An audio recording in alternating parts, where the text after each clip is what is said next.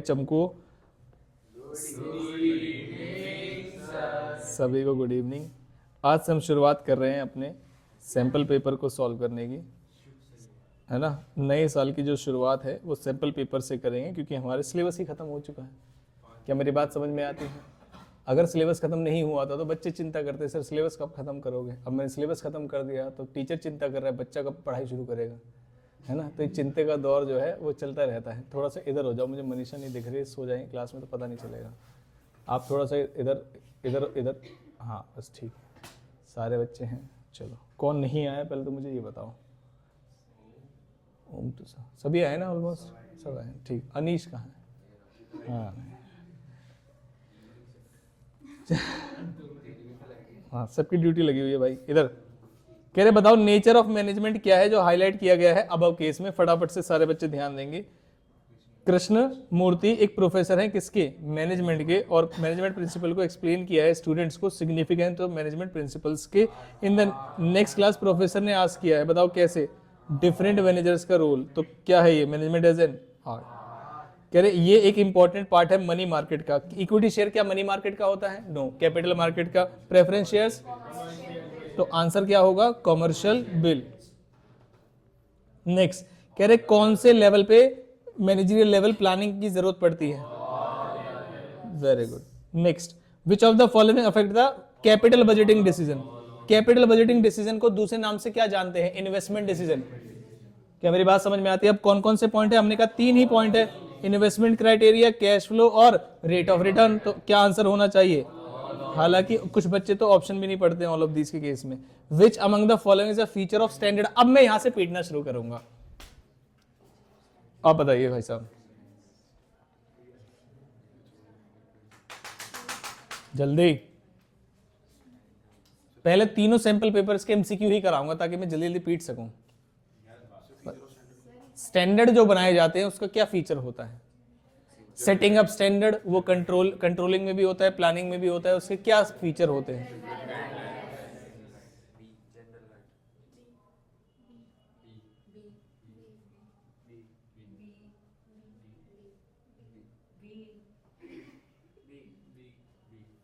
बस दिखाना भाई, थोड़ा सा फ्लो आ जाएगा। मैं बताता हूँ एक प्लीज, मतलब पूरी क्लास में जो फ्लो आएगा क्या, तो उस पर क्यों दिखा रहे हो फिर? अरे टेढ़ा क्यों कर रहे हो? हाथ को टेढ़ा कर रहा है नालायक, टाइम लगा रहा है। जो फ्लो आएगा ना आज अरे जो फ्लो आएगा ना आज पीटने का, इधर आओ, आ जाओ जल्दी, ताली ताली खेलो, इधर आओ। नालायक दूर बैठ गए। आंसर बताता हूँ पहले, अभी आ जाओ जल्दी। बहुत बढ़िया, ये हुआ है वार्म अप। अच्छा, जो स्टैंडर्ड्स होते हैं हमारे वो क्या होते हैं? स्टैंडर्ड्स फ्लेक्सिबल होते हैं ताकि उन्हें बदला जा सकता है। ये हमने कंट्रोलिंग में पढ़ा था कि कई बार डेविएशन इतनी ज्यादा होती है, हमें पता चला मेजरमेंट ऑफ एक्चुअल परफॉर्मेंस गलत नहीं थी, स्टैंडर्ड्स तुमने गलत सेट किए हुए थे। अब तुम क्या चले गए? सर हमने फीचर्स पढ़े थे, जनरल गाइडलाइंस। मेरी बात समझ में आती है नालायको? समझ में आया? फीचर किसका पूछा है? सुनो जरा ध्यान से, किसका फीचर पूछा है? और मेरा तुम्हें मारने का कोई मन नहीं है, बस तुम्हें यह याद रहे कि किस बात पे पिटे थे, बस। मेरा जो मारने का उद्देश्य है वो ये है कि इस वाले पॉइंट पे आप पिटे थे ताकि आप ज्यादा याद रख पाए। क्या मेरी बात समझ में आती है? ठीक। Identify the principle of management followed in the following pictorial representation. यहां पर कोई पिक्चर दिखाई गई है जिसमें आप मुझे बताएंगे, आप इस पिक्चर से आपको क्या अभिप्राय है?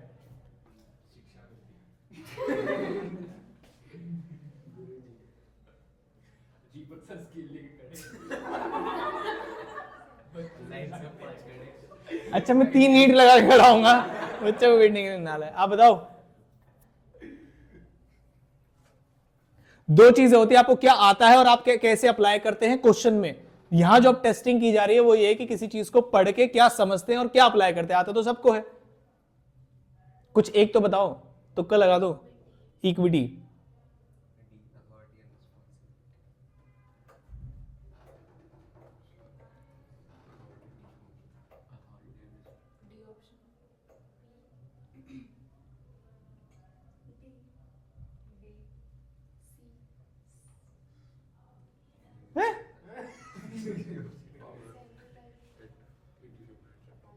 हाँ एक बोलो।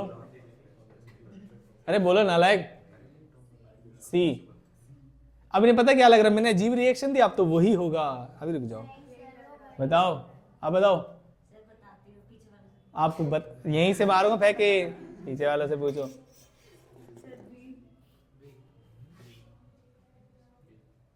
आप बोलो। डी। डी ही आंसर है। पता नहीं कैसे नालायक गधों वाली चीजें कर रहे हैं। और ये जो इक्विटी बोल रहे हैं, खुद नालायक ये, खुद नालायक ये 4 मंजिल पे खड़ा हुआ है, ये कहां से इक्विटी है? और सबको बराबर ट्रीट थोड़ी कर रहा है, सब बराबर लाइन से खड़े हैं। ये अथॉरिटी है इसकी जो दिखा रहा है, और जरूरी नहीं रिस्पॉन्सिबिलिटी हो, ये प्रिंसिपल है अथॉरिटी और रिस्पॉन्सिबिलिटी का, और यहां पर खड़ा होकर कमांडिंग अथॉरिटी दिखा रहा है हमें। सेंट्रलाइजेशन किस चीज की? कहां बोला गया सारी पावर्स इस डंडी में है? अथॉरिटी। मैं इस वाले पॉइंट पे किसी को नहीं पीट रहा हूं, मैं बस डिस्कशन कर रहा हूं आपसे कि इस क्वेश्चन के बहुत अनेकों आंसर आप सोच सकते हैं। और जब मैं आपको अब से, आज के दिन से, इस समय से, एक क्षण से जो भी क्वेश्चन करा रहा हूं, आप एग्जाम में उसे अपना दिमाग नहीं लगाएंगे। जो क्वेश्चंस में डिस्कस कर लूंगा और जो मैं आंसर आपको बताऊंगा वही आपसे सीबीएसई चाहती है। हाँ जी, क्या चीज? किसका? हाँ, प्रिंसिपल पूछा है ना, अथॉरिटी एंड रिस्पॉन्सिबिलिटी है, इक्विटी बिल्कुल नहीं है। कहीं कुछ भी सर्च कर लो, इसी आंसर नीचे ही चेक कर लेंगे। अब कौन सा क्वेश्चन है? 6th। रुक जाओ,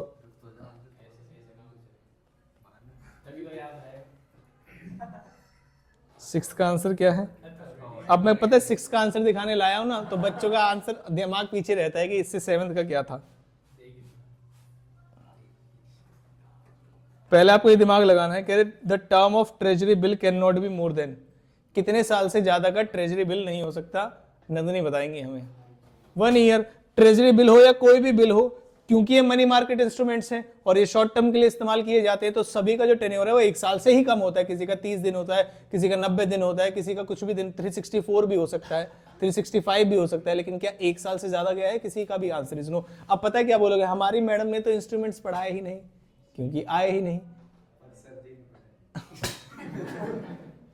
नहीं, वो मनी मार्केट इंस्ट्रूमेंट्स की ड्यूरेशन पूछ रही है आपसे, तो इंस्ट्रूमेंट्स तो पढ़ने की जरूरत नहीं है ना, वो तो आपको पता है शॉर्ट टर्म के लिए होते हैं। आगे चलते हैं। Govinda, Govind is a HR manager, कहां पर?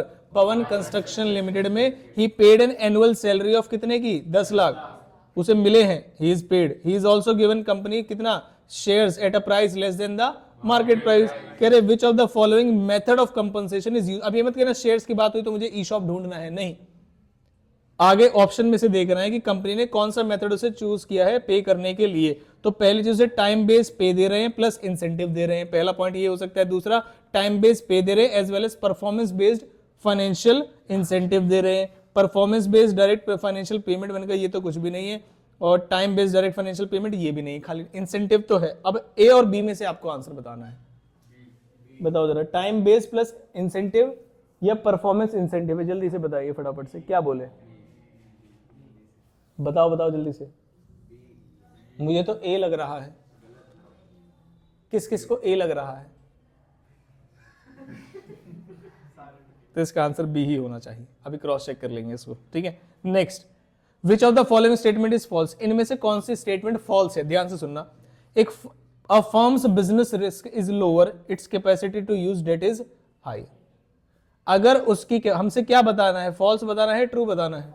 फॉल्स बताना है। उसने कहा एक बिजनेस की जो रिस्क है वो लोअर मानी जाएगा, बिजनेस का रिस्क, अगर उसकी जो कैपेसिटी है डेट यूज करने की, और डेट यूज करने की कैपेसिटी तब ज्यादा होती है जब आपका आरओआई ज्यादा होता है, तभी तो मैं ज्यादा डेट यूज कर सकता हूं। क्या मेरी बात समझ में आती है? तो क्या ये बात सही लिखी हुई है, गलत लिखी हुई है? सही लिखी हुई है, ठीक है, पहली बात तो सही है। कह रहे अगर स्टॉक मार्केट कैसे फेज में है? बुलिश फेज में। Use of equity is often preferred by the company in such situation. क्या ये भी बात सही है? यस। कह रहे वर्किंग कैपिटल अफेक्ट करता है liquidity as well as profitability of the business को, एक सी पॉइंट है। और current assets are never finance through long term sources. क्या ये बात सही है? हाँ। तो आंसर कौन सा वाला गलत है? सी गलत है। और ये कौन से ऑप्शन में लिखा हुआ है? सी ऑप्शन में ही लिखा हुआ है। तो तो इसका मतलब अगर यहां पर ऑप्शन सी लिखा होता डी ऑप्शन में, तो सी ऑप्शन सही होता डी ऑप्शन का। ठीक है, असर्शन रीजन पे आ गए हैं। Span of management, span of management मतलब होता है कि एक व्यक्ति एक समय पे कितने लोगों को कंट्रोल करता है। एक व्यक्ति एक समय पे कितने लोगों को कंट्रोल कर सकता है, दैट इज कॉल्ड स्पैन। जितना ज्यादा स्पैन ऑफ मैनेजमेंट ज्यादा होगा उतने ज्यादा लोगों को आप कवर कर पाओगे, और ये ज्यादा नहीं होना चाहिए, कम होना चाहिए। क्या मेरी बात समझ में आती है? अब पढ़ते हैं। कह रहे for how many years as an employ exist in a firm, कह रहे कितने साल से एक व्यक्ति एक फर्म में काम कर रहा है। स्पैन ऑफ मैनेजमेंट का मतलब ये होता है। क्या ये होता है? Answer is no. तो ये तो हो गया गलत।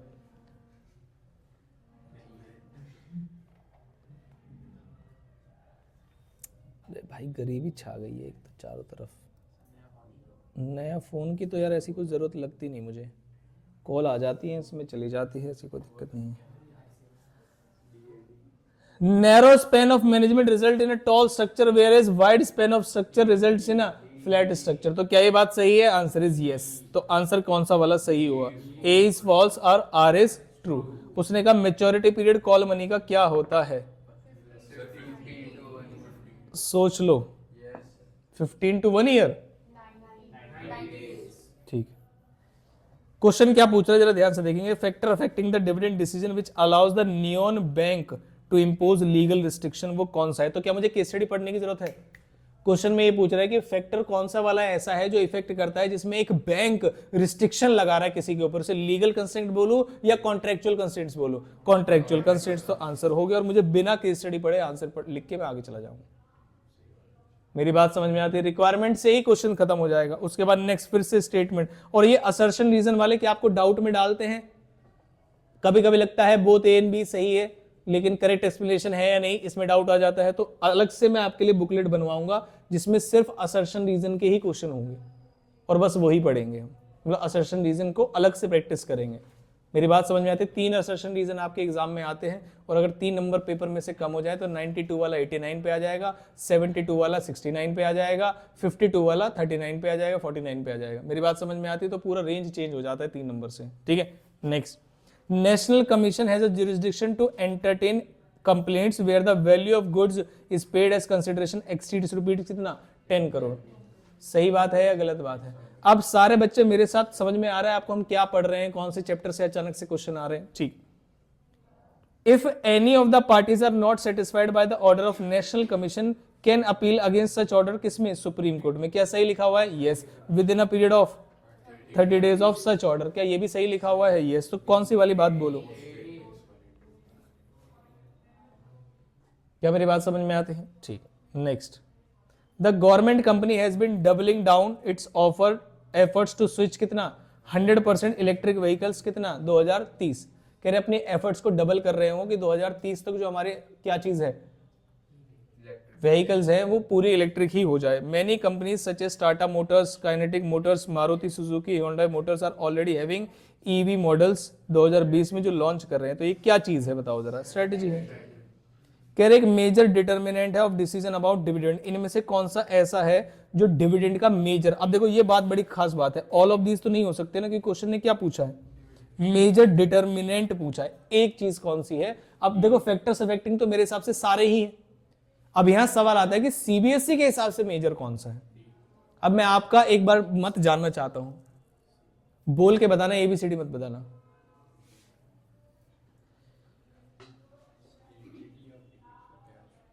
हाँ जी,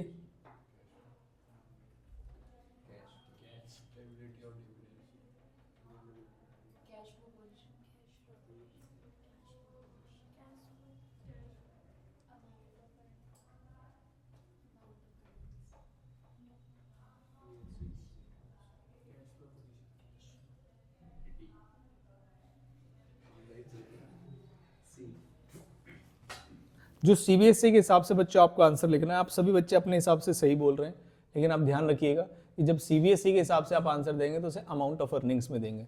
इसका मतलब मेजर डिटर्मिनेंट ये तय करेगा आपकी अर्निंग कितनी है। क्यों? क्योंकि जब नहीं होगी तो कहां से दोगे?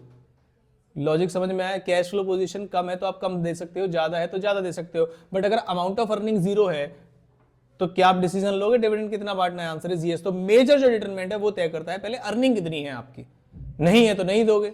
है तो दोगे, ज्यादा है तो ज्यादा देना पड़ेगा, कम है तो कम देना पड़ेगा। तो बिल्कुल लॉजिकल है ये। क्या मेरी बात समझ में आती है?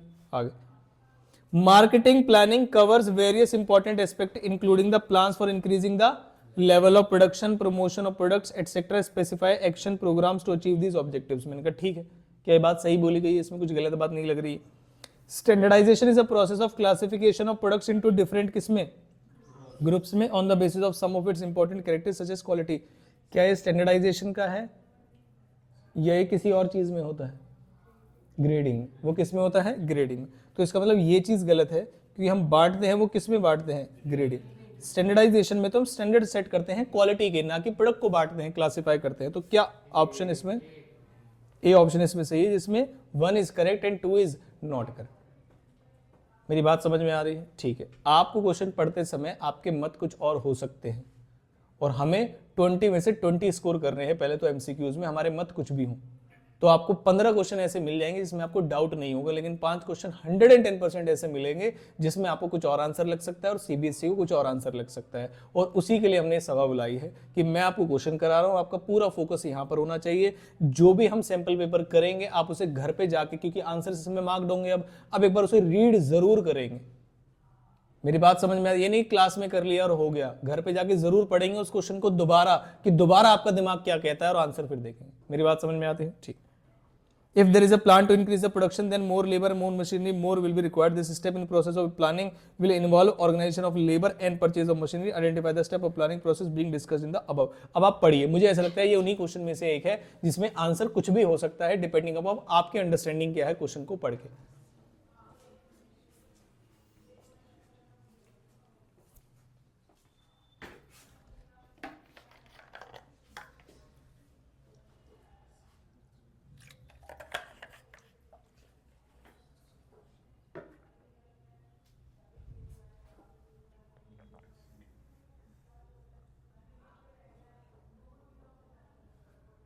पढ़ लिया सभी ने? आप बताओ भाई, पॉइंट बता दो, है ना?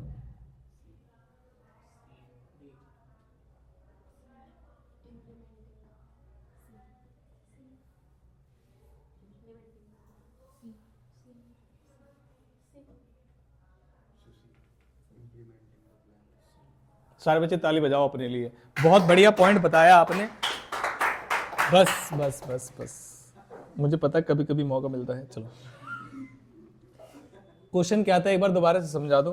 कह रहे ज्यादा लेबर चाहिएंगे, ज्यादा मशीनरी चाहिएगी, रिक्वायर्ड होगी आपकी, और ये किस में तय किया जाता है कि लेबर और मशीनरी अवेलेबल कराना है आपको? ये कौन से लेवल पर होता है बताइए, कौन से स्टेप में होता है? इंप्लीमेंटेशन के समय पे। क्या मेरी बात समझ में आई आपको? पक्की बात है? ठीक। तो आंसर कौन सा हुआ? Implementing the plan. अब आते हैं इधर, प्लानिंग किसके साथ जाएगा बताओ जरा? स्टाफ। तो प्लानिंग जाएगा किसके साथ? ऑब्जेक्टिव्स के। मैंने कहा स्टाफिंग में छोड़ना चाहता हूं। डायरेक्शन, डायरेक्शन बताओ, डायरेक्शन किससे जाएगा? डायरेक्शन मतलब डायरेक्ट लीडरशिप से जाएगा। कंट्रोलिंग किससे जाएगा? तो बचा क्या जो हमें लग रहा था? स्टाफिंग जाएगा किसमें? एबिलिटी। ये डायरेक्ट तो नहीं था, लेकिन इनडायरेक्टली हमें पता तो चल ही है। ठीक है, तो जिस पे भी डाउट हो उसे होल्ड कर लिया करो, फिर आपको पता चल जाए। अब इसमें से ऑप्शन बता दो आप मुझे, ए का सेकंड, बी का थर्ड। सीधे बैठ जाओ भाई, ये मवाली बना मत करो, है ना? जिसने भी किया है मैं उससे कह रहा हूं।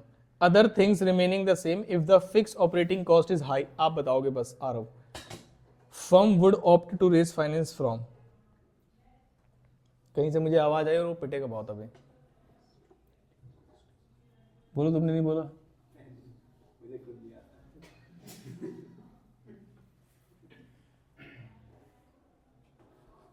सिंपल क्वेश्चन है, बताओ।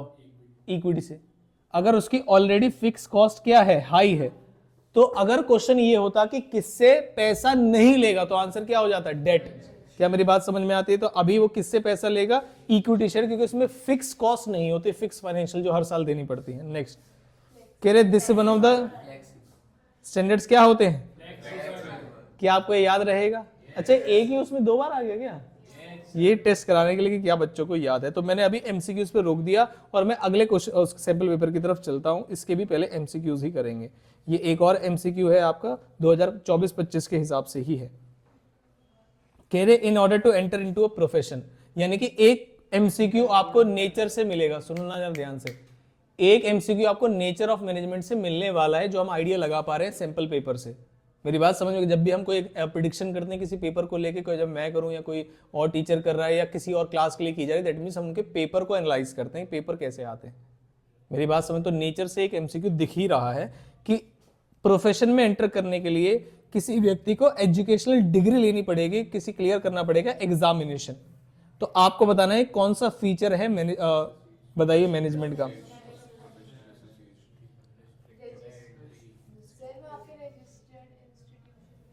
हाँ, क्या लेनी पड़ेगी वहां से,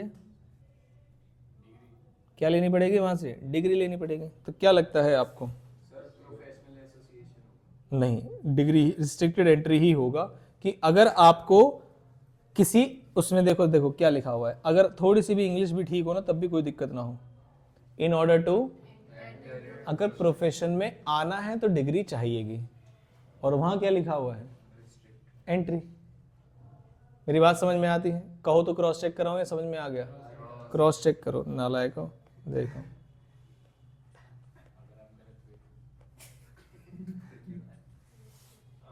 मुझे पता है ना आप क्यों क्रॉस चेक कराना चाह रहे थे, क्योंकि क्वेश्चन नंबर 2 वो मैंने सही समय पे जूम कर दिया। चलो, अच्छा क्रॉस चेक करने के लिए बोल कौन रहा है, तो देखो लिस्टेड ऑन ओटीसी, ये आपके सिलेबस का पार्ट नहीं है, तो हम इसे हटाते हैं। इसका आंसर 3 करोड़ होना चाहिए। पढ़ लेना, ऐसा कोई क्वेश्चन अगर आपके एग्जाम में आ जाए तो ये मत कहना हमारे मास्टर ने कराया नहीं। क्वेश्चन है ये और उसके सामने लिखा हुआ है हाँ जी हाँ भी पिएंगे, ठीक है भाई। Which one of the following is not a limitation of planning, और इसे अनीश बताएगा, बस कोई नहीं बताएगा। इनमें से कौन सा लिमिटेशन नहीं है प्लानिंग की? खुशी, आपको समझ में आ रहा है बच्चे क्या पढ़ा रहे हैं? घर न जाने की वजह से आपका दिमाग तो सो नहीं गया है, आप हैं यहीं पे। किट्टू बताइए अगले 2 एमसीक्यू बता देंगे, उसमें क्या पनिशमेंट थोड़ी ना है कोई, सही बात है, ठीक है। डायनेमिक है, लिमिटेशन क्या लिमिटेशन होता है डायनेमिक एनवायरनमेंट? जी हाँ, लिमिटेशन है डायनेमिक एनवायरनमेंट में, कॉस्टली है, रिजिडिटी है, कह रहे टॉप मैनेजमेंट की अप्रोच है। ये कौन सी लिमिटेशन है? और क्या बोला गया है उसमें? Not a limitation. क्या मेरी बात समझ में आती है? ठीक। Financial leverage is called favourable. सुनना जरा ध्यान से, फाइनेंशियल लिवरेज का मतलब होता है कि आपके पूरे कैपिटल स्ट्रक्चर में डेट कितना है। वो सिचुएशन अच्छी कब मानी जाएगी, ये आपसे पूछा गया है। यहां पर सारे बच्चे ध्यान से देखेंगे। अब मैं क्वेश्चन पढ़ रहा हूं, कह रहे अगर आपका एग्जिस्टिंग फाइनेंशियल लिवरेज लो है तो अच्छी मानी जाएगी। आपकी जो रिटर्न है इन्वेस्टमेंट में वो कम है कॉस्ट ऑफ डेट से, या फिर आपकी जो रिटर्न है इन्वेस्टमेंट में वो ज्यादा है कॉस्ट ऑफ डेट से, तो सी ऑप्शन होने वाला है। तभी फेवरेबल फाइनेंशियल लिवरेज बोला जाएगा। अगर आपकी कमाई ज्यादा है उधार लेने के रेट से, तो आप कितना भी डिबेंचर लीजिए उसी को लिवरेज बोलते हैं। कितना आपकी फर्म लीवर कर सकती है अदर डेट में। क्या मेरी बात समझ में आती है? ठीक। कह रहे it is not included in controlling process, ये बताएंगे कौन बताएंगे? Doing work of financial management, ठीक है। अच्छा, चित्र में देख के बताएं, खुशी बताएगी। अरे जूम है यार, क्या बात करा, वो क्या कर रहे हैं दिखाएंगे, ये लो।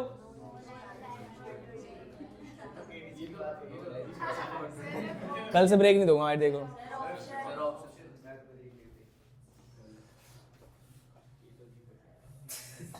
बताओ जरा।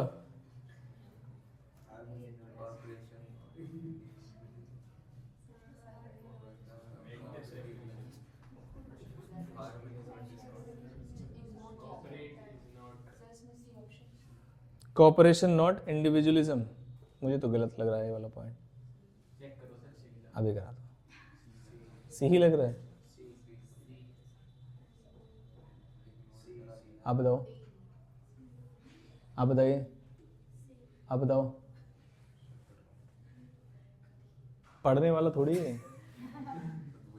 Option D, harmony not Discord है, झगड़े हो रहे हैं। सी ऑप्शन है। आप बताओ बच्चे, नहीं गेस करना है, पता तो सबको, मान लीजिए श्योर शॉट तो नहीं लग रहा ना इसमें कि क्या हो सकता है। सी, डी, डी, सी, ए, हाँ कुछ अलग बताओ। ए,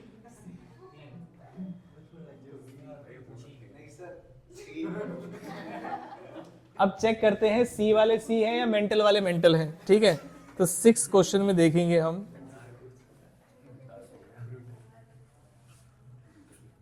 सी बिल्कुल सही आंसर है, यानी कि मेंटल जिन्होंने बताया है वो मेंटल ही हैं, सी वालों को चाहिए। क्या चीज? किसने बताया था? हार्मनी। वो तो बच्चे झगड़ा हो ही नहीं रहा ना।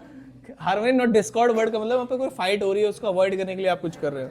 नेक्स्ट नेक्स्ट नेक्स्ट कह रहे एक ऐसी मार्केट है मैनेजमेंट ऑफ द कंपनी, किसके अंदर? प्राइमरी के अंदर। लेकिन अब आप बोलोगे सर आपने तो मैनेजमेंट कहां बोला, आपने तो कंपनी बोला था, कंपनी डिसाइड करती है। ए ही है इसका। अच्छा, मैं क्रॉस चेक कराने जा ही नहीं रहा आप किसी को। कह रहे सीईओ ऑफ एससीटी सर्विसेज रजनी का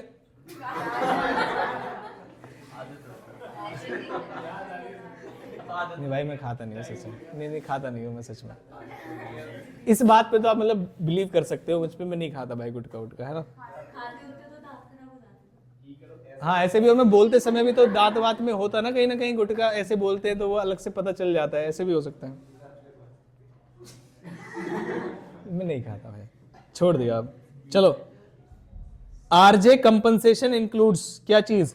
salary, commission and other allowances. Company also page his insurance and vacation. Identify one indirect payment Beed made by the company. सुनो जरा ध्यान से, सुनना, सुनो सुनो सुनो। सैलरी और कमीशन अलाउंसेस की बात नहीं की जा रही। क्वेश्चन क्या है? जो इनडायरेक्ट पेमेंट, और इनडायरेक्ट पेमेंट क्या है? इंश्योरेंस और वेकेशन के लिए पैसे देना। बताओ जरा।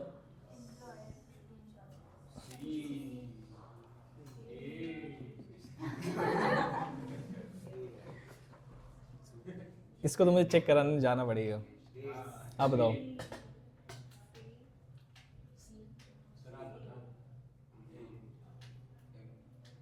देखो जिनको ये लग रहा है ना, वो पता है क्वेश्चन में से भाग के जाते हैं। ओहो हो, एम्प्लॉयर पेड इंश्योरेंस। जाओ जाओ जाओ जाओ।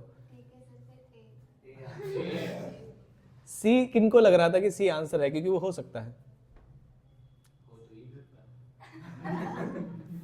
क्या सैलरी है? तो आप ये कह रहे हैं ना सैलरी है ना कमीशन है, तो डाउट किस में है? तो अलाउंसेस होना चाहिए या सी होना चाहिए?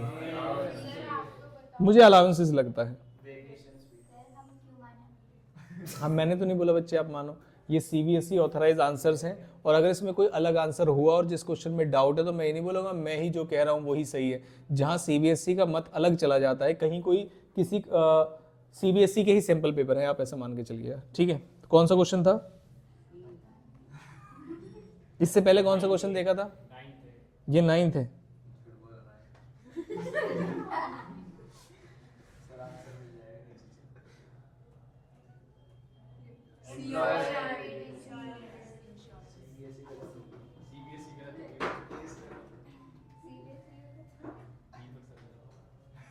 हाँ भाई है ही नहीं ना बुक में ऐसा, अब वो कह रहे हैं तो लगा देंगे, हालांकि ऐसे क्वेश्चन पूछेंगे नहीं वो। मैंने मार्क कर दिया है, इस पे स्टार ध्यान रख लेना।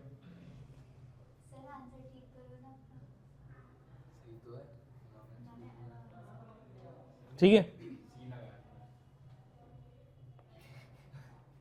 लेकिन ये गलत है।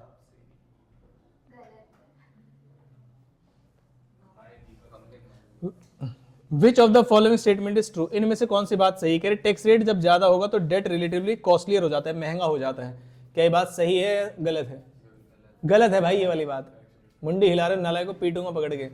जब टैक्स ज्यादा होता है, टैक्स जो इंटरेस्ट है वो टैक्स डिडक्टेबल सोर्स होता है, जो आपका डिबेंचर होता है, तो वो सस्ता कर देगा डेट को, तो ये कॉस्टली है, तो ये बात गलत है। हमसे क्या पूछा है, कौन सी बात सही है? इसका मतलब 3 बातें इसमें गलत निकलेंगी। कह रहे company can not use debt beyond a point. क्या ये बात सही लग रही है? मैंने कहा थोड़ी थोड़ी बात तो ठीक है, एक पॉइंट के बाद कंपनी डेट यूज नहीं कर सकती कि तुम पता चले सारा ही डेट ले लो, लेकिन अभी मैं अपने पॉइंट को होल्ड करूंगा क्योंकि बात कंप्लीट नहीं की है उसने। तो अगर बाकी के ऑप्शंस गलत निकल गए तो मैं इसको आंसर लगाऊंगा, अदरवाइज आगे देखेंगे।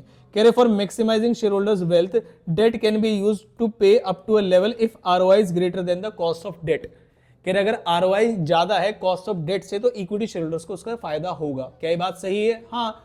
कैसे? 15% पे मैं कमाई कर रहा हूं और 10% का ब्याज दे रहा हूं, तो बाकी जो 5% बचेगा उसे ट्रेडिंग ऑन इक्विटी बोलते हैं, जिसमें इक्विटी वाले दूसरे के पैसे पे ट्रेड करते हैं। यही कंसेप्ट बताया था मैंने आपको। आगे चलते हैं। During the bearish phase equity share holders are most easily sold even at a higher price. तो मुझे ये गलत लग रहा है, तो ऑप्शन कौन सा होना चाहिए? अब प्रॉब्लम ये है कि हमारे पास दो सही आंसर लिख रहे हैं, company can not use debt at a beyond point, और ले बियरिश फेज में इक्विटी शेयर जो होते हैं वो हायर प्राइस पे बेचे जा सकते हैं।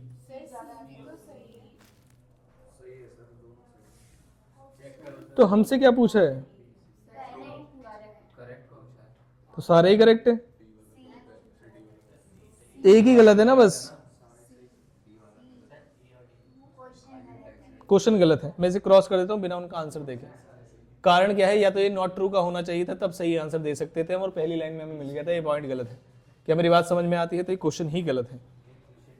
डेलीगेशन हैज 4 मेजर एलिमेंट्स, क्या ये बात सही है?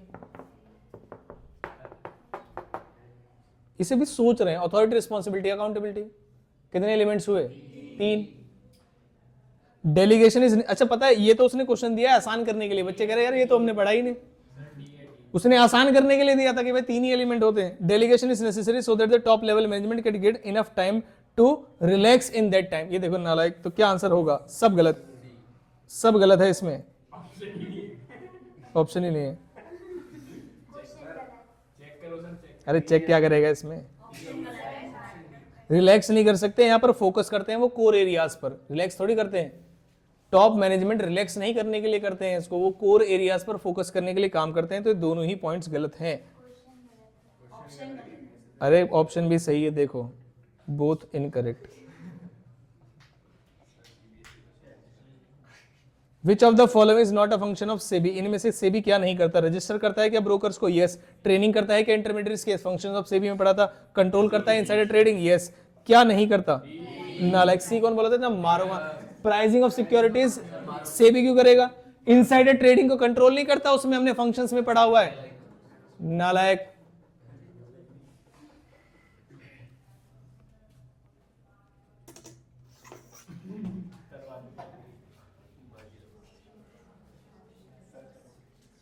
क्वेश्चन पढ़ लो आरव जल्दी से, लास्ट में मत पढ़ा करो।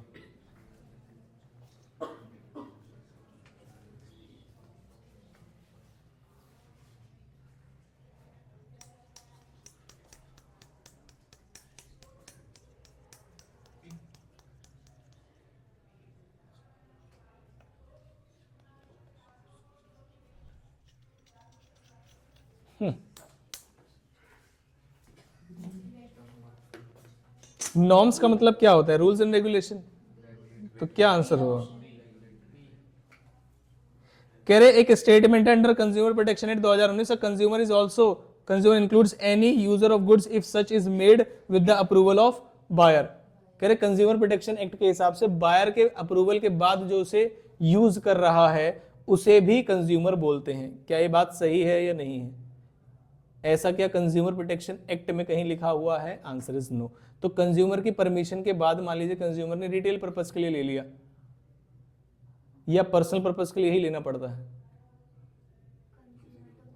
पर्सनल पर्पस के लिए ही लेगा, किसी भी पर्पस के लिए कैसे ले सकता है? दूसरा, any person who obtain goods or avail services for resale or commercial purpose is not treated as a consumer and is outside the scope of consumer protection act.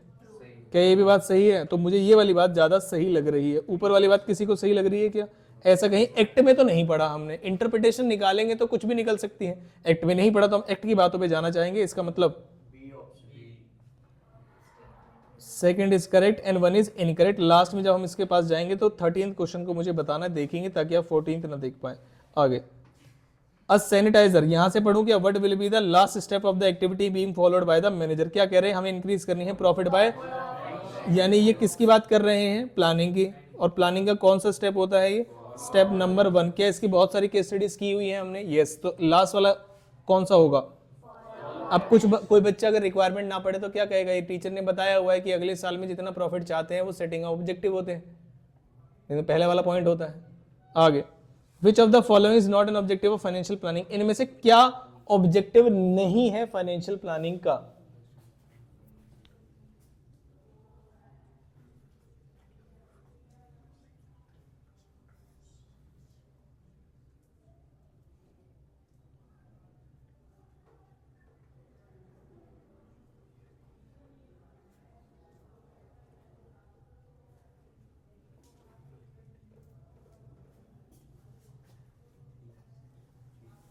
B.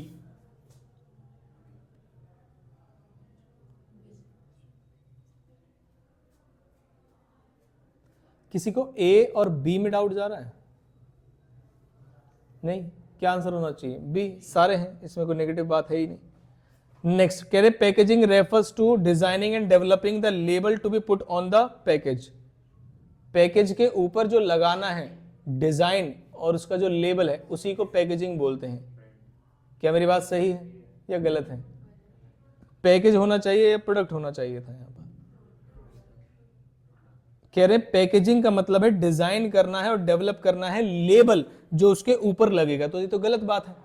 Packaging में तो primary packaging भी आती है, packaging में तो secondary भी आती है और पैकेजिंग में तो ट्रांसपोर्टेशन भी आती है, तो ये बात हमें गलत लग रही है। अब आते हैं दूसरे पॉइंट पे। कह रहे कस्टमर सपोर्ट सर्विस इंक्लूड करती है after sale service, handling customer complaints and adjustment and procurement, credit services, maintaining services and technical services of consumer information. क्या ये बात सही है? हाँ।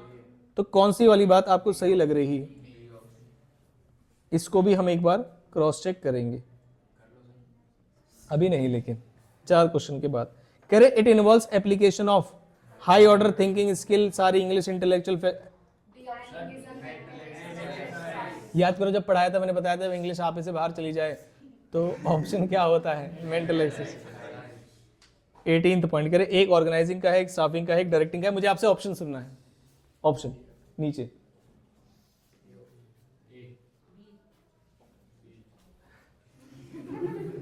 ए का थर्ड, बी का बी, सी का फर्स्ट, यही है ना?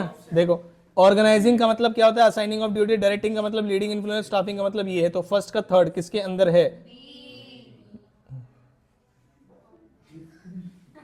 विच component of capital structure determine the overall financial risk. कह रहे रिस्क किससे डिटरमाइन होता है? इक्विटी से, डेट से, उसके मिक्स से, किससे होता है? डेट से। जितने भी इक्विटी करें वो गधे हैं। रिस्क जो डिसाइड होता है वो डेट से होता है, या गधियां हैं जो भी है। रिस्क जो डिसाइड होता है वो किससे डिसाइड होता है? डेट से। ज्यादा डेट ज्यादा रिस्क, कम डेट कम रिस्क। डेट इक्विटी भी नहीं बोल सकते आप। सिर्फ और सिर्फ जो डिसाइड कर फाइनेंशियल रिस्क किसकी वजह से होता है? कितना डेट आप यूज करते हैं। मेरी बात समझ में आती है? तो इस क्वेश्चन का आंसर गलती से भी गलत ना लगा दें आप। जो रिस्क होता है वो डेट पे ही डिपेंडेंट करता है। क्या मेरी बातचीत समझ में आएगी आपको? अच्छा, ए ऑप्शन है, इसमें तो कोई दिक्कत वाली बात ही नहीं है। ठीक है, तो ये हमने सेकंड पढ़ लिया। बताओ कौन कौन सा चेक करना था? 13 का बी और 16 का बी, बस।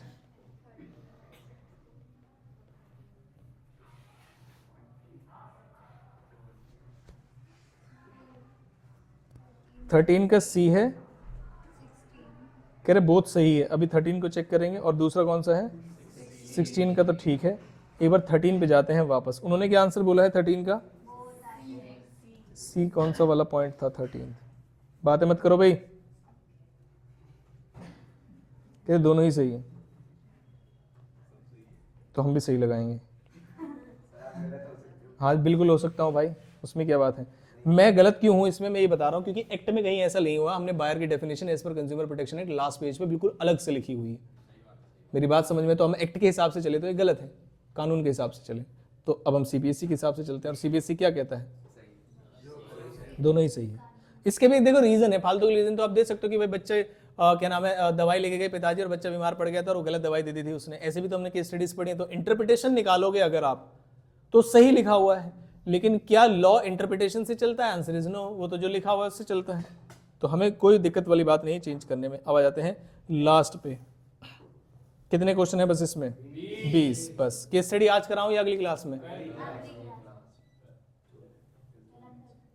कल छुट्टी तो नहीं है भाई। देखो अगर आप मुझसे प्यार से बोलोगे सर रख देना तो मैं रख दूंगा, लेकिन अगर आप मुझसे बोलोगे ना क्यों नहीं है, हाँ, तो मैं कभी आपसे गलत तरीके से बात करता नहीं, तो मुझे भी नहीं पसंद कोई मुझसे गलत तरीके से बात करे।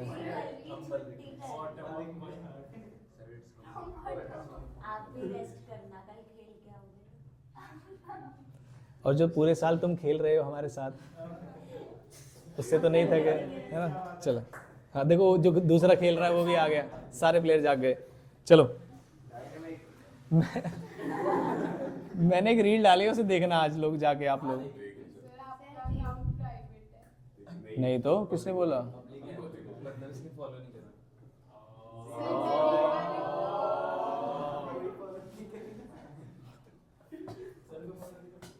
कोई बात नहीं, इधर देखो इधर, आइडेंटिफाई द कैरेक्टरिस्टिक्स पूछे हैं, कैरेक्टरिस्टिक पूछा है एक, और इसे सिर्फ प्रिया बताएगी अब।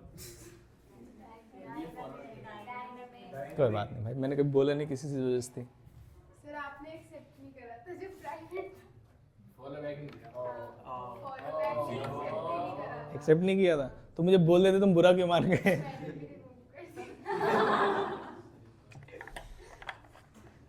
अब उसमें एक्सेप्ट वाला चक्कर नहीं डाला मैंने, वैसे ही कर दिया उसको नॉर्मल। उसमें तो मुझे एक बच्चे ने ये भी बोला कि सर आपने एक्सेप्ट नहीं किया, तो मैंने कहा तुमने क्या किया? मुझे गुस्सा आ गया, मैंने कहा किया क्या तुमने? कह रहे ब्लॉक कर दिया आपको। तो मैंने कहा भाई मेरी से नहीं, इतना गुस्सा करने की क्या जरूरत है, आप मुझे एक बार रिमाइंड करा देते। नहीं चलो कोई बात। कहां से पता चला आपको डायनेमिक? कहां लिखा हुआ है चेंजेस? डायनेमिक ही लिखा हुआ है, इसलिए आपने आंसर क्या लिखा? अब जैसा आप बोल रहे हो मैं बोलता हुआ चलूंगा। What is meant by demat account? Demand depository भी नहीं है, डिपॉजिटरी पार्टिसिपेंट भी नहीं है। क्या मेरी बात समझ रहे? डेवलपमेंट ऑफ मार्केट, देखो इसे पढ़ के आपको लगेगा हाँ सही कह रहे हो, डिपॉजिटरी पार्टिसिपेंट है ये, मेरी बात समझ में, लेकिन ये मीनिंग ही नहीं है, तो गधे वाली बातें मत सोचो। आगे, name the type of plan which benefits the formal parameters with in the managers may function. ऐसा कौन सा प्लान होता है जो पैरामीटर्स होते हैं जिसके अंदर मैनेजर्स काम करेंगे? सोच लो, आपसे पूछेंगे हम तो। पॉलिसीज होते हैं, ऐसा पैरामीटर, जिसे पैरामीटर का मतलब ऐसी कुछ गाइडलाइंस जिसे ध्यान में रख के मैनेजर्स काम करेंगे, ठीक है, तो उसे पॉलिसीज बोलते हैं मेरे हिसाब से। जो बच्चे रूल कह रहे हैं तो मैंने स्टार लगा दिया, अभी चेक करा दूंगा। आगे कह रहे aims at reducing the cost of funds procured, keeping the risk under control and achieving effective development of such funds. बताइए क्या करता है? फाइनेंशियल प्लानिंग करता है। कह रहे एक ऐसा स्टेप है कंट्रोलिंग प्रोसेस का जहां पर standard have to be revised in case of deviation can not be corrected through managerial action. बताइए जरा फटाफट से। कई बार ऐसा होता है जिसमें हमें डेविएशन को भी रिवाइज, जो स्टैंडर्ड है उसको रिवाइज करना पड़ जाता है कि हो सकता है डेविएशन गलत, तो कौन सा वाला आंसर होना चाहिए? जब डेविएशन आ गई है तो आप देखेंगे किसकी वजह से डेविएशन ज्यादा आ रही है, तो आपने देखा स्टैंडर्ड ही गलत सेट किए हुए हैं, तो उसमें क्या कर रहे हो आप? करेक्टिव एक्शन ले रहे हो। मेरी बात समझ में? इसको स्टार लगा रहा हूं मैं, इंपॉर्टेंट है इसलिए, चेक करना है इसलिए नहीं, इंपॉर्टेंट है इसलिए बता रहा हूं। क्या मेरी बात समझ में आती है? आगे कह रहे इसमें लिखा हुआ है डोंट यू डेयर, ठीक है, सजेशन के लिए बात की जा रही है। देखो नीचे सजेशन की बात की जा रही है, तो अब एक बार आप ढंग से दोबारा सोच लीजिए, एक बार हरी मत करिए आंसर देने में। सजेशन अगर आपके हैं और वो कह रहा है डोंट यू डेयर, मतलब गलती से भी बता मत देना हमें क्या करना है, तो क्या आंसर होना चाहिए? इनिशिएटिव। क्या मेरी बात समझ में आती है? जैसे आप हमें बता रहे हो कि संडे को बुलाना चाहिए नहीं बुलाना चाहिए, तो जिस टोन में आप बात कर रहे हैं तो हम यही जवाब देंगे आपको, है ना? कह रहे बताइए सर्टिफिकेट ऑफ डिपॉजिट के लिए कितने लाख रुपए चाहिए? बताइए फटाफट से। 10 लाख रुपए। 10 लाख नहीं, इसका आंसर 25 लाख है। कौन कौन बच्चे एग्री करते हैं? कोई भी नहीं। 10 लाख। अरे अमाउंट है ही नहीं ना, मैं बता रहा हूँ कुछ क्वेश्चन गलत लिखे हुए हैं। किसने बोला है? किसने बोला है? आप बताओ। Point number 8। और अगर प्रियंका ने गलत बताया तो प्रियंका पिटेगी, उसके बाद आरव बताएगा।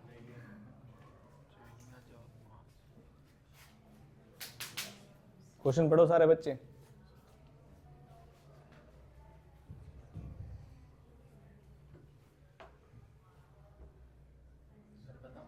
कितना आसान है, समझ रहे हो ना? अगर कोई बच्चा नहीं बता पाए उसमें 5 डंडे लगने चाहिए कम से कम। एक minute.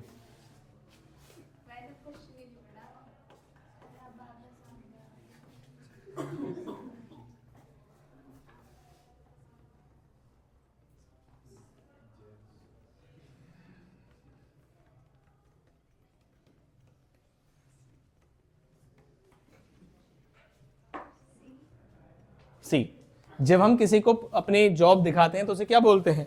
Placement and orientation. Which of the following statement is false? इनमें से कौन सी फॉल्स है? Dividend in growth companies is smaller than dividend in non growth companies. इसमें से फॉल्स पूछा है। कह रहे जिन कंपनीज में ग्रोथ रही है वहां डिविडेंड कम होता है, और जिन कंपनीज में ग्रोथ नहीं हो रही है वहां डिविडेंड ज्यादा होता है।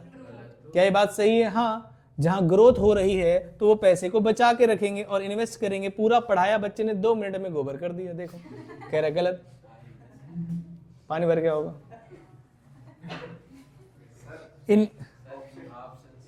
Increase use of debt always lowers the overall cost of capital.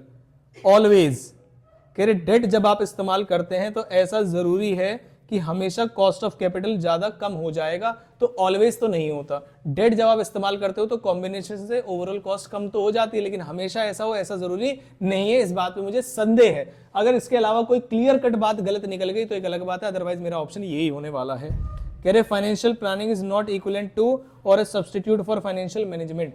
कह रहे फाइनेंशियल प्लानिंग एक अलग कंसेप्ट है, बराबर और उसका सब्स्टिट्यूट थोड़ी ना है।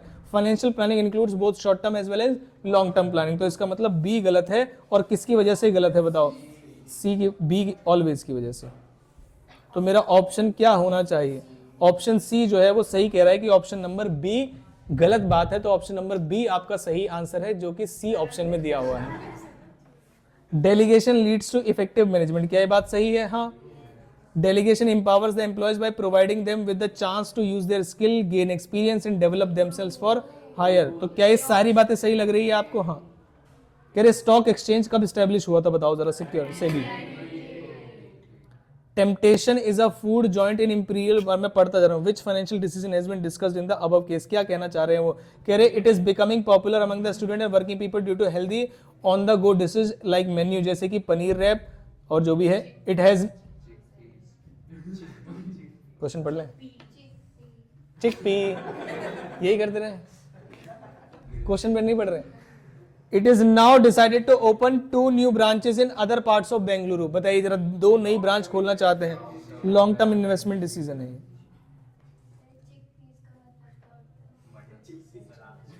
ऐसा कुछ चिकन से रिलेटेड निकला, इसलिए मैं नहीं पढ़ रहा उसको, कि पता चले कोई।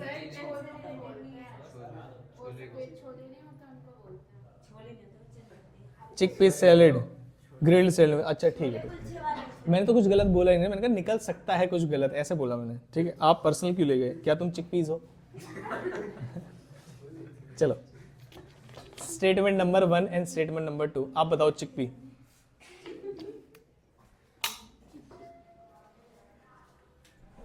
तुम भी पढ़ लो भाई, क्या हंसी रहे हो?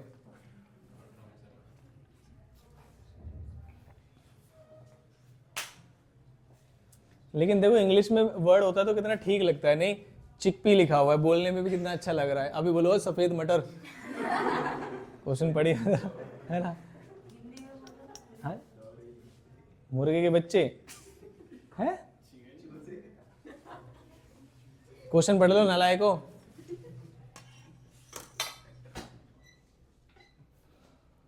The Chapter 5 of Consumer Protection Act provides for a mediation process of settlement of dispute 3 level पर, जैसे कि नेशनल, स्टेट और district, with all 3 being attached to their respective commissions. क्या कुछ गलत लगा आपको? आंसर इज, अब आप बोलोगे सर चैप्टर नंबर 5 में तो ये था ही नहीं, इसमें तो ऑर्गेनाइजिंग था। ये कंज्यूमर प्रोटेक्शन एक्ट का चैप्टर नंबर 5 है। आगे, either on the first hearing or at a later stage it appears to the district commission that there is exist element of settlement which may be acceptable to both the party, it may direct them to give their settlement for dispute through mediation within कितने दिन? 45 क्या मेरी बात सही है? नहीं, गलत है। कितने दिन के अंदर? 5 डेज के अंदर। तो इसका मतलब सेटलमेंट अवेलेबल है। देखो जिसने डिटेल में पढ़ रखा होगा वही जवाब दे सकता है। Settlement is only available in case of A district commission या डिस्ट्रिक्ट कोर्ट, और उसका जो समय सीमा है वो कितनी है? 5 दिन। हालांकि जो 45 डेज है उसने ठीक लिखा हुआ था, अगर डिस्ट्रिक्ट के रिजल्ट से या जो ऑर्डर है उससे जब डिससेटिस्फाई होते हो आप, तब आप जाने के लिए 45 डेज का इस्तेमाल करते हैं। मेरी बात समझ में आई? ये टेबल में ही सब कुछ है।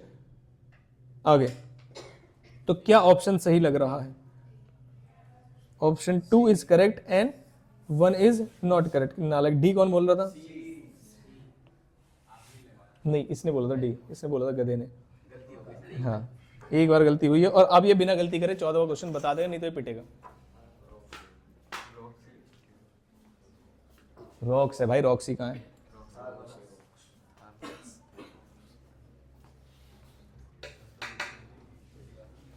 क्या हुआ? Sir all of these is concept है? हां, सब आ गया। और किसी को लग रहा है ये वाला point?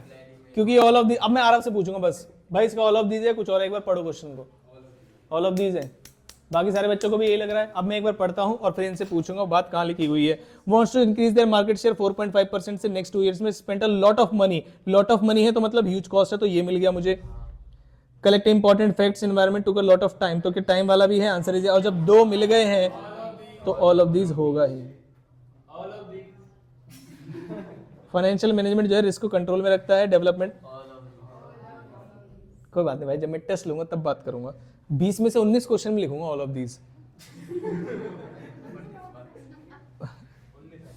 Marketing is concerned with exchange of goods and services from producer to consumer or user in such a way that maximizes the satisfaction of consumer needs। तो मुझे इसमें कुछ गलत बात नहीं लिखी तो सही है। आगे कह रहे gathering and analysing market information is important for make analysis of available opportunity and threats as well as strength weakness in organisation and help in deciding what opportunity can be best pursued by it. अभी तक मुझे सारी English में कुछ गलत बात नहीं लग रही है, तो कौन सी बात सही लग रही है? डी जो है वो सही है।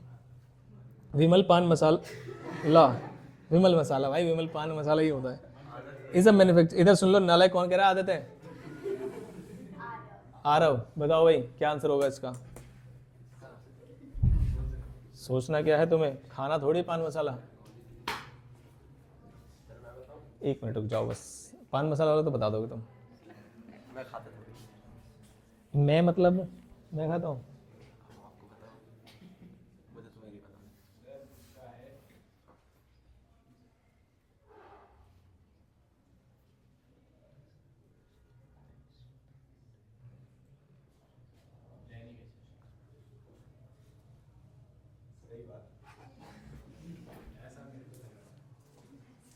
क्या ये बात सही है? हाँ, देखो उसने ऑब्जेक्टिव सेट किया है और बहुत सारे ऑप्शंस को इवेल्युएट कर रहा है, आइडेंटिफाई कर रहा है, तो आंसर क्या है? ए। कितना सोच के बताया नालायक ने, सारी पढ़ाई लिखाई बेकार। प्लानिंग है, ऑर्गेनाइजिंग है, डायरेक्टिंग है, कंट्रोलिंग है, बताओ जरा। सेटिंग गोल्स इन एडवांस, क्या हो गया? प्लानिंग।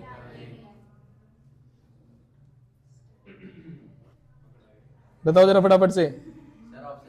डायरेक्टिंग मतलब ऐसा एटमोस्फेयर एस्टेब्लिश करना जहां पर सारे लोग काम कर पाए, इनकरेज कर पाए, मोटिवेशन से रिलेटेड है। ठीक है, determining what activities and output are critical to the success, तो इसका मतलब ये कौन सा है? कंट्रोलिंग। और ये आ गया आपका बढ़िया, मैच द फॉलोइंग था ये, तो किस में लिखा हुआ है ये?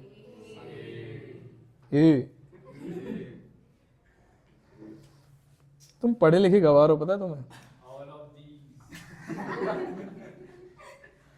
कह रहे ये असेंशियल इंग्रेडिएंट है साउंड वर्किंग कैपिटल के लिए। कैश मैनेजमेंट भी नहीं, ये रिपीट वाला नहीं है भाई। कंट्रोलिंग फंक्शन कैसा है? तो आज हमने टोटल मिला के 60 एमसीक्यूज किए, जिसमें